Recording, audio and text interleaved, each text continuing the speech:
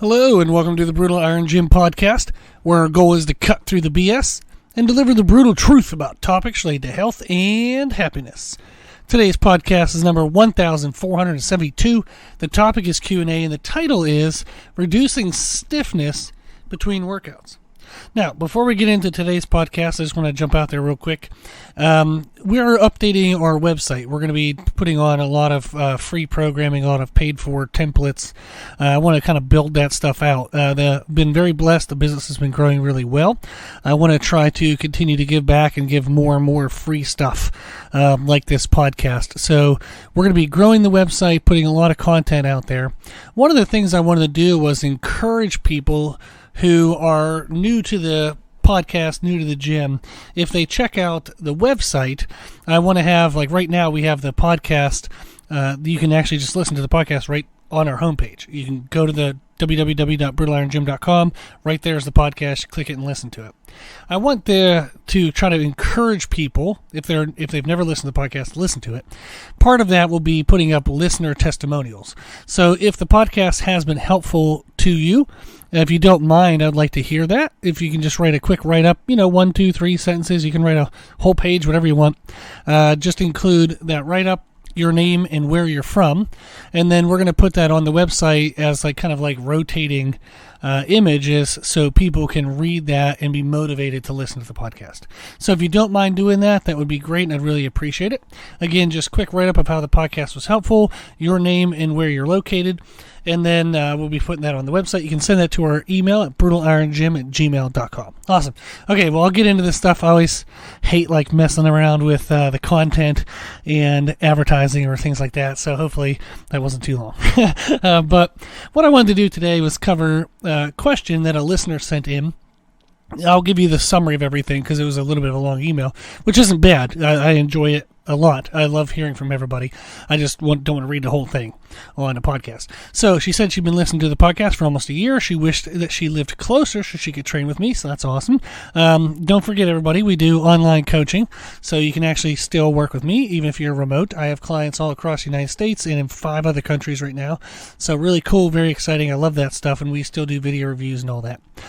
So she said she feels stiff between her workouts, but her trainer says it's normal. But she doesn't like the feeling of having to feel stiff all day. She said she has an active job. She does a lot of standing, a lot of walking, and she doesn't like feeling muscularly stiff. And she wondered if there was anything she could do. So a little bit of a bummer that her trainer just said that's the way it was and then didn't follow up with any information. That's not good. So we're going to do that now. But I'm glad she reached out. In general, stiffness, there's a term called DOMS, D-O-M-S, which is delayed onset muscle soreness. It depends on the style of training you do typically and how new you are to training. Most stiffness in training comes from eccentric loads, which means if you're performing an exercise and you're contracting the muscle, let's think of a bicep curl. If I'm curling the dumbbell up, that's the concentric, that's the contraction phase. And then when I'm lowering the dumbbell down in a bicep curl, my bicep is resisting the weight from just yanking the arm down, right? So your bicep's actually working to control the speed in which you go down. That's the eccentric. You can think of it as the extension phase. So when the working muscle's extending, that's the eccentric phase. Our muscles actually accumulate a lot of damage during the eccentric phase. They're designed better for contraction against weight load than they are to be released from a contraction against weight load. So when you have heavy eccentric motions in your training, you'll cause more muscle damage, and that's going to relate to more stiffness in your recovery. This doesn't mean you shouldn't have eccentric damage or eccentric loading in your workouts. You definitely should. They're a good thing.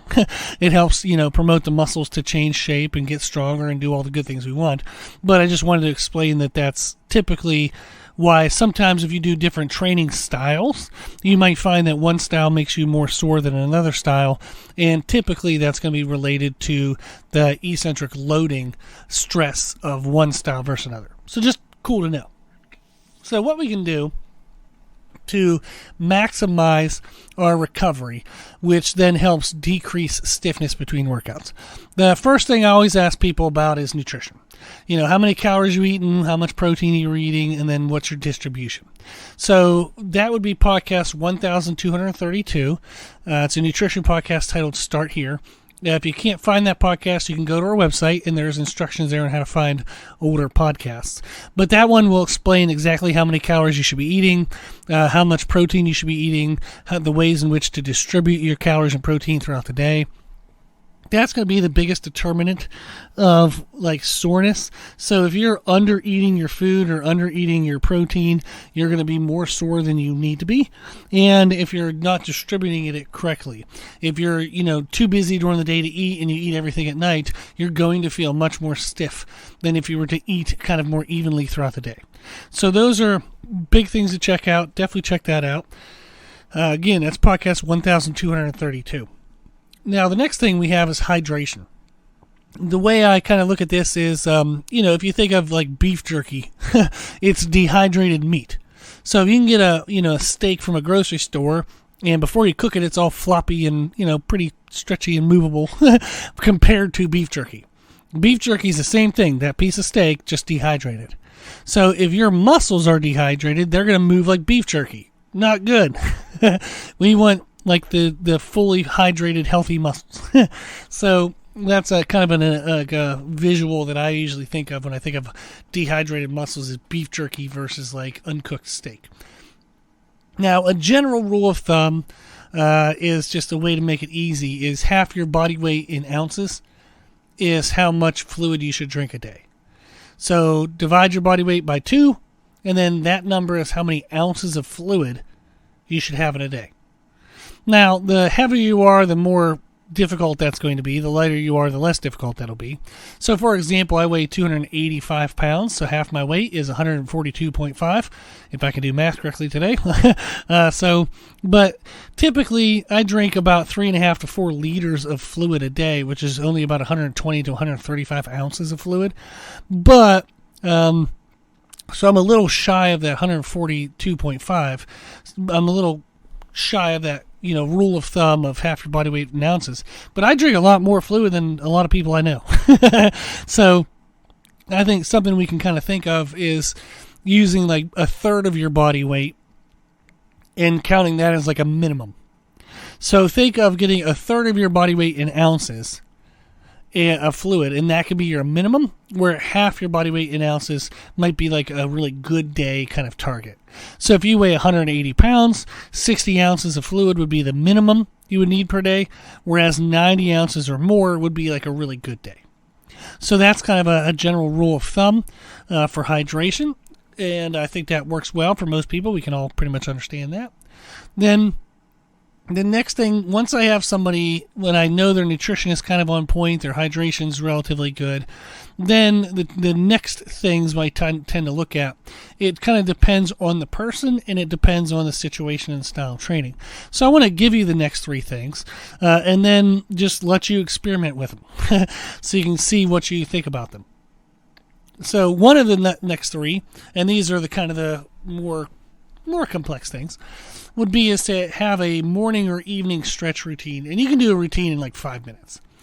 Just look at a 5-minute hip stretch routine on YouTube, something like that. And if you stretch your hips, for most people, that'll open up what they feel is tight.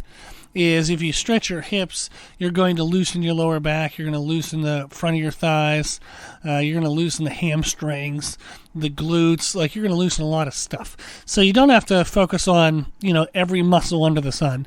Just focus on the hips. A little 5-minute routine is something that's plenty enough. And, do you have to actually be disciplined enough to make yourself do it? Yes. So, you don't get it for free. You do have to actually kind of do that a little bit. 5 minutes isn't the end of the world, but I do understand, getting up 5 minutes early in the morning can be challenging. Doing a 5-minute routine at the end of the day when you're dead tired is super challenging. So I definitely would recommend to try to do it in the mornings. But I would do a 5-minute stretch routine, and that can help a lot as well. The other thing we do is to train the muscles more often but with less volume. And what it creates is it creates a lesser degree of eccentric damage after each workout. So instead of doing, say, upper body and lower body workouts, you can actually just do full body workouts. So it actually decreases the amount of eccentric load stress that you create per workout. And since you're working out more frequently, it's almost like a forced stretch. So you're stretching and moving those muscles more often than you typically would. So if you have somebody who only trains their lower body once a week and trains their upper body a second time that week, just do 2 full body workouts. And you'll notice that you're going to feel less stiff after each of the workouts. So that's something you can play around with, is playing around with frequency of your body parts that you train. And that's a really cool way to still stay active and, get great workouts, but decrease the muscle stiffness that you feel between your workouts. Then the third thing I tend to talk to people about is supplements. But we don't do any of the supplements I'm about to say until I know their nutrition is on point, their hydration is on point, and we either do the stretch routine or we'll usually switch the workouts around. One of those two we'll kind of implement. So once they have all of those in place, we then would consider supplements. The supplements are only supplemental to what you do. They do not replace what you do. Okay? So supplements, there's joint supplements that just provide like the raw material for joint repair and building of those kind of tissues, like connective-based tissues. My favorite one is from Universal Nutrition. They have like a hardcore kind of bodybuilder type of line of supplements called Animal. And their Animal Flex is their joint supplement. Awesome. Great dosing. They have pills or powders. The powders sometimes make people a little digestive issues, so pills are better if you have any issues or concerns about that. But Animal Flex, tons and tons and tons of good supplements in there. Like I have my dad, he takes Orange Triad, which is another supplement that has joint health mixed into it. But those are two that I'm firsthand familiar with. But there's a lot of good joint supplements out there. But you can definitely take a joint supplement. And then the other things we look at are L-leucine and L-glutamine. They're amino acids. They're kind of like small structures of protein. And L-leucine is necessary for muscle creation. So the fancy word for that is protein synthesis, which means your body's making proteins, which is making like muscle tissue. L-leucine is often a regulator of the process, as if L-leucine is low, your body can only make like new muscle tissue based on the amount of L-leucine that's in your body. So if you happen to be low in L-leucine due to diet, due to stress, due to the frequency of moving around and breaking down proteins and muscles, if your L-leucine is low, it can be an inhibitor, like it messes up the process. So having some L-leucine post-workout or intra-workout is a really good idea, and I'll simplify that in a second. The other one we look at is L-glutamine. L-glutamine is the most abundant amino acid you have in your body. It's used for like a lot of stuff, like to make other amino acids. It helps with converting carbohydrates to sugars, like to glucose. It helps with like immune system and like gut health and some other odds and ends. But when you're stressed, even outside of working out, but especially also in workouts, our body uses up L-glutamine really quickly. So even though it's the most abundant amino acid in the body, you can use it up at really fast rates, especially if you're low in your protein intake and or you have limited variety of proteins in your diet. So L-leucine and L-glutamine supplements are really helpful to ensure that you're getting the maximal amount of muscle tissue recovery between your workouts. Now, you don't need to actually go out and get L-leucine powder and L-glutamine powder. I have done that, and I actually have that right now. But you can make it easier for yourself. A typical whey protein powder, if you were to just get a basic whey protein powder and take that after your workout, you'll do fine. That'll cover most people's needs. And that will be really good timing. The body has the protein right when you need it. So one of the things I do is I like Muscle Meds has a protein powder called Carnivore protein powder, and it's a beef protein powder. I like it because it has no gluten, no lactose, and I find it really easy for digestibility. Now, it doesn't taste that great. So sorry, Muscle Meds, but it doesn't taste that great. So I actually mix it in with some Gatorade powder because it's cheaper than liquid Gatorade. I mix it with some Gatorade powder, and I use it as an intra-workout drink. So my body can burn the carbohydrates, the sugars from the Gatorade powder for energy. I have the proteins digesting and available within the bloodstream for repairs and, protein synthesis and preventing degradation and all those fancy words. And then it also just adds hydration for me during the workout if I'm drinking that. So that's how I kind of manage that aspect. So those are some good tips as to how to kind of manage soreness after workouts. Again, nutrition is going to be the biggest thing, making sure you're eating enough calories, enough protein, and it's distributed relatively evenly throughout the day. Hydration, we said a good minimum is like a third of your body weight in ounces, but you want to be aiming more towards half your body weight in ounces. Then you can do either a morning routine or evening stretch routine, just 5 minutes, some kind of hip-based yoga stretch stuff you can find on YouTube. And then you can train the muscles more often with less volume. That helps as well. And then the supplements we talked about, joint supplements, and then L-leucine and L-glutamine, which you can get through a typical whey protein powder. Cool. Well, I hope all that was helpful. I do encourage you to give all those things a try, and I believe they will help. That's literally what all this will do. So that's why we talked about it. It will help if you give it a try. So if you have any other follow-up questions, let me know. And then if somebody is, like if you're not located in our area, I would be more than happy to work with you if you don't mind doing online coaching. So we have a podcast that explains what online coaching kind of looks like, what that process is like. And that's podcast 1178. It's a Q&A podcast titled What Online Coaching Looks Like. And again, you can find older podcasts on our website. There's instructions there. That's podcast 1178. So we do weekly check-ins. I check in with everybody. They have an open Q&A document. They can write questions and answers anytime they want. I will watch videos of people like working out and exercising. And then I check in with people even if they haven't checked in with me or on their documents. So there's definitely some accountability there as well. But if you're interested in that, just let me know. But I definitely don't feel like if you're not in the area that we can't work together. There's definitely ways we can. Cool. Well, hopefully you like the podcast. I really do hope the podcast has been helpful to everybody. I appreciate you listening and supporting the podcast, so thank you for doing so. If you want to help grow the podcast, if you want to help more people, then please consider sharing the podcast. If you share it on social media, that helps the most amount of people. But even just share it in a conversation. If you know somebody's into health and fitness and they don't know about our podcast, mention it to them. Tell them to check out the website, and then they can start listening to it from there. So thank you if you do that. I do appreciate it. Thank you to the people who financially support and donate to the podcast. The podcast is well over $1,000 a year for hosting costs. I give an hour to it every day, and we want to keep it for free. So thank you to those who give donations to help cover some of those costs. You can do so at our website. We have an option there for a one-time donation, monthly donation, yearly donation.